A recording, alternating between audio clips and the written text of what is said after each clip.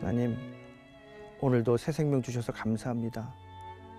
특별히 오늘은 고난주간 목요일 아침입니다. 우리에게 새 생명 주시기 위해서 이 땅에 오셔서 고난당하셨던 주님을 묵상합니다. 이 땅에 희생으로 오신 주님, 그 주님의 희생 때문에 우리에게 구원의 길이 열렸음을 믿습니다. 구원받은 자녀들이 더욱더 구원에 합당한 삶을 살도록 오늘 우리를 인도하여 주시옵소서. 예수님께 영광 돌리는 삶을 살기 원합니다. 주님, 우리를 붙잡고 주의 보혈의 능력으로 인도하여 주시옵소서. 예수님의 이름으로 기도드렸사옵나이다. 아멘.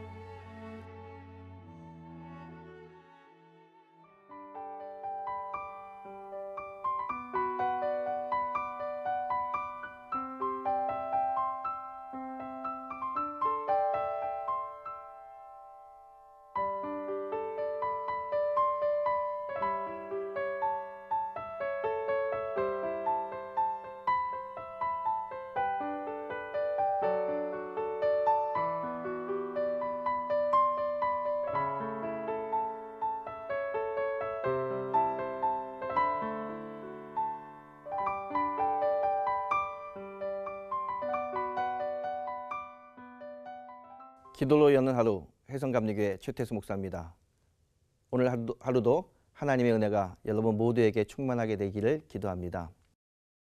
요즘 우리가 고난주간을 지나고 있습니다. 특별히 오늘은 목요일입니다. 고난주간 예수님이 하셨던 행적 중에 목요일에는 세족식을 했던 내용이 있습니다. 제자들의 발을 씻어주시며 겸손의 모습을 보여주신 예수님. 오늘 그 예수님의 그 겸손의 모습을 본받아 우리도 신앙생활하면서 겸손한 성도가 되기를 바랍니다. 여러분, 고난주간은 매주 찾아오지만 특별히 고난주간에 우리가 해야 될 일은 예수님을 많이 묵상하는 겁니다. 예수님을 많이 묵상하면 묵상할수록 우리는 예수님을 닮아갑니다. 신앙의 궁극적 목적은 예수님을 닮아가는 것입니다. 이 고난주간 예수님을 많이 묵상하시면서 예수님을 닮아가는 성도가 되기를 주님의 이름으로 축원합니다. 오늘 성경은 예수님을 닮아가기 위해서는 우리 안에 예수님의 마음이 있어야 된다라고 이야기합니다. 너희 안에 이 마음을 품으라. 이는 곧 그리스도 예수의 마음이니. 오늘 성경이 예수의 마음을 우리가 품을 때 우리는 예수님을 닮아간다라고 이야기합니다. 자, 오늘 성경이 이야기하는 예수님의 마음, 특별히 어떤 마음을 우리가 본받아야 할까요? 오늘 성경은 우리에게 이렇게 이야기하고 있습니다. 그는 근본 하나님의 본체시나 하나님과 동등됨을 취할 것으로 여기지 아니하시고 오히려 자기를 비워 종의 형체를 가지사 사람들과 같이 되셨고 사람의 모양으로 나타나사 자기를 낮추시고 죽기까지 복종하셨으니 십자가에 죽으심이라. 여러분, 이 본문을 가만히 읽어보십시오. 예수님께서 이 땅에 오시면서 어떤 마음을 가지고 오셨습니까? 자기를 비웠다는 것입니다. 특별히 예수님은 하나님과 동등되는 자격을 가지신 높고 높은 분이십니다. 그 높고 높은 예수님이 이 땅에 가장 낮은 인간의 모습으로 오셨다는 거예요. 이 마음을 우리가 본받아야 됩니다. 그런데 어떻게 예수님께서 이 높고 높은 그 하늘 보좌를 버리시고 이 낮고 낮은 인간의 땅으로 오셨을까요? 오늘 본문 7절에 보게 되면 성경은 이렇게 이야기하고 있습니다. 자기를 비워. 여러분, 예수님께서 높고 높은 보좌를 버리시고 낮고 낮은 이 땅에 오실 수 있었던 이유는 본인 스스로 자기를 비웠기 때문입니다. 그래서 예수님의 영성은 비움의 영성이다라고 이야기할 수 있습니다. 예수님을 닮아가는 성도 여러분, 오늘 예수님의 영성이 우리의 영성이 되기를 원합니다. 우리도 우리 자신을 비워서 그리스도의 온전한 모습을 우리의 삶 속에 나타나기를 원합니다. 성경은 계속해서 비움에 대한 이야기를 합니다. 자기를 비운다는 것, 내려놓는다는 것, 이게 참 쉽지 않습니다. 하지만 그리스도의 온전한 영성을 본받기 위해서는 자기 비움이 있어야 됩니다. 내려놓음이 있어야 된다는 것이죠. 성경은 자기를 비운다는 이야기를 떠난다는 것으로 설명하고 있습니다. 여러분, 구약 성경의 아브라함을 한번 보십시오.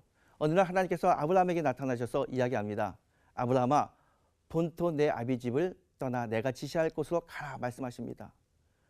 여러분, 비움은 떠난다는 것으로 설명하고 있는데요. 오늘 아브라함의 입장을 한번 생각해 보십시오. 그때 당시 원시 농경 사회에서 모든 사람들 인맥은 자기의 삶의 수단입니다.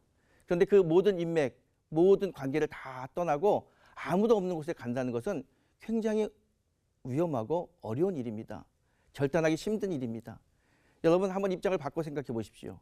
지금 갑자기 여러분에게 저 멀리 아프리카 어느 곳에 이주하라고 생각해 보십시오.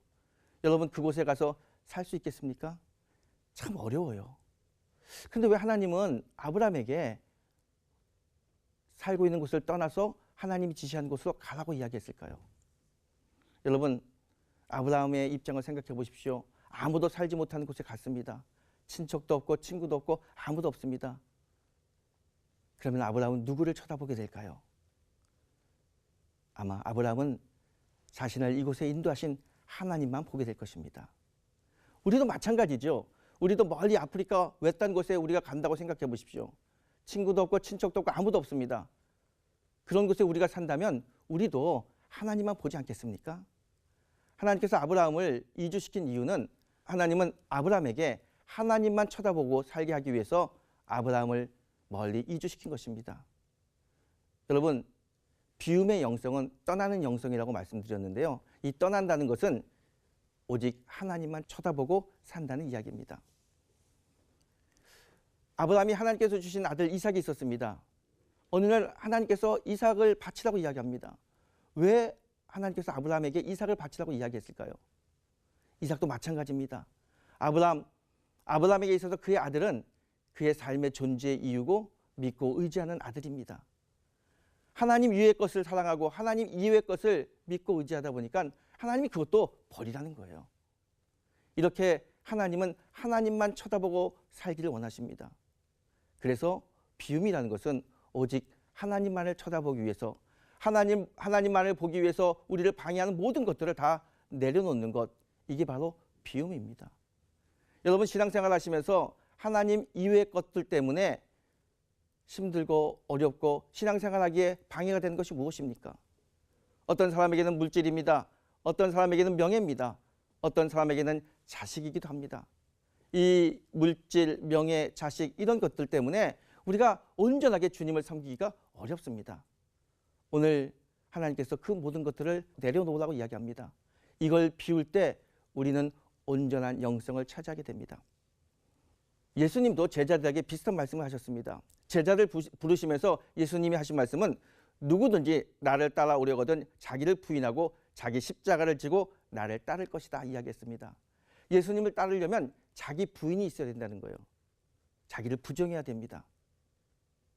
이렇게 자기를 부정한 사람들, 이렇게 말씀을 믿고 그 길을 떠났던 사람들, 하나님은 아브라함을 통해서 민족의 열국의 아비로 삼으시고요.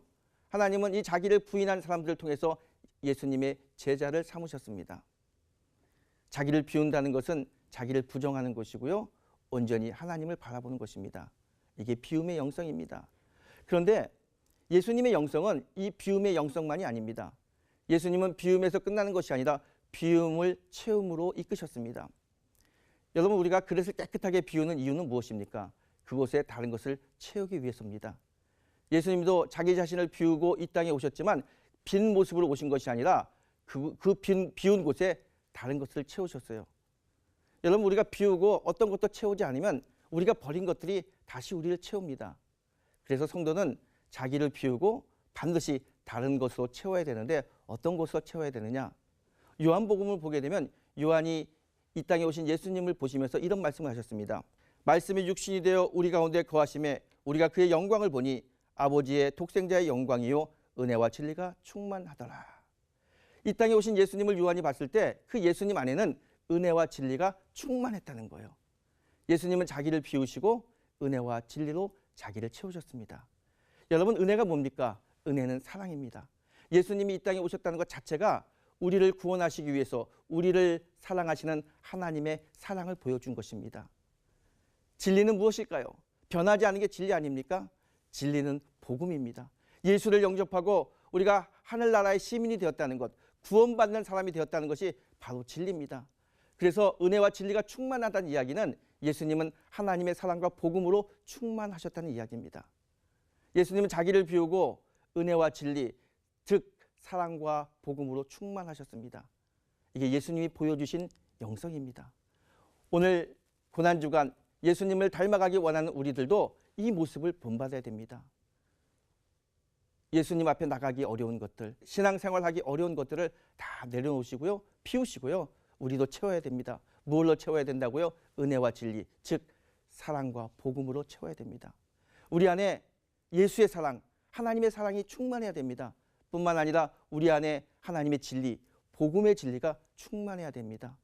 이렇게 우리를 비우고 예수의 영성, 예수님의 사랑과 복음의 진리로 우리를 가득 채운다면 우리의 삶은 예수님을 닮아가는 삶이 될 수 있습니다.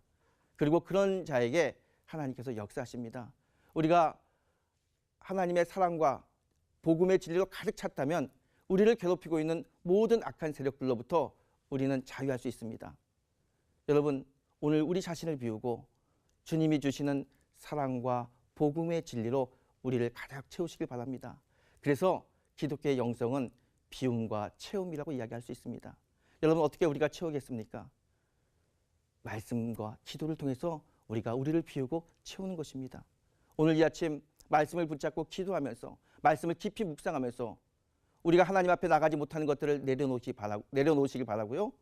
그리고 하나님의 영성으로 은혜와 진리로 사랑과 복음으로 가득 채워서 하나님의 사명을 완수하는 귀하고 복된 성도의 아침이 되시기를 주님의 이름으로 축원합니다.